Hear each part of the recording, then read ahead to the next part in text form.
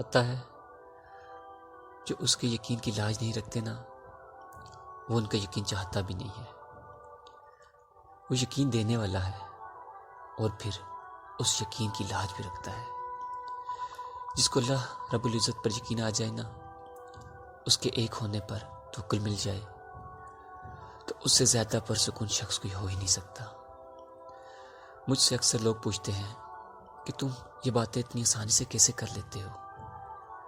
حالانکہ انسان پر جب کوئی مشکل وقت آتا ہے تو وہ شکوے اور شکایتوں پر اتر آتا ہے اور پھر اس یقین اور اعتماد کی دچیاں اڑا دیتا ہے۔ اور میں کہتا ہوں کہ تم کیسے نہ یقین رکھو اس ذات پر، اس کی قدرتوں پر، جب وہ زندہ سے مردہ کو اور مردے سے زندہ کو نکالتا ہے۔ جس رب نے تمہیں مٹی جیسی حقیر چیز سے بنا کر سب سے افضل رتبہ عطا کر دیا، تم کیوں اس کی مسلطوں پر سوال اٹھاتے ہو؟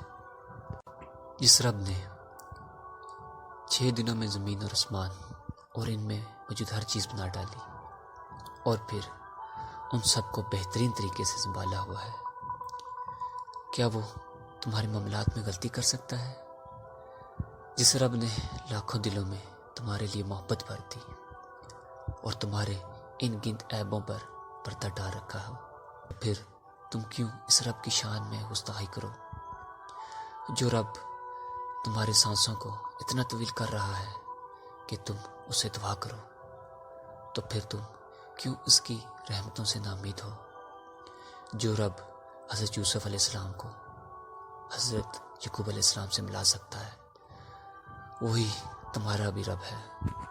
جو رب حضرت حاجرہ علیہ السلام کو تپتے ہوئے ریگستان میں پانی پلا سکتا ہے، وہی تمہارا بھی رب ہے۔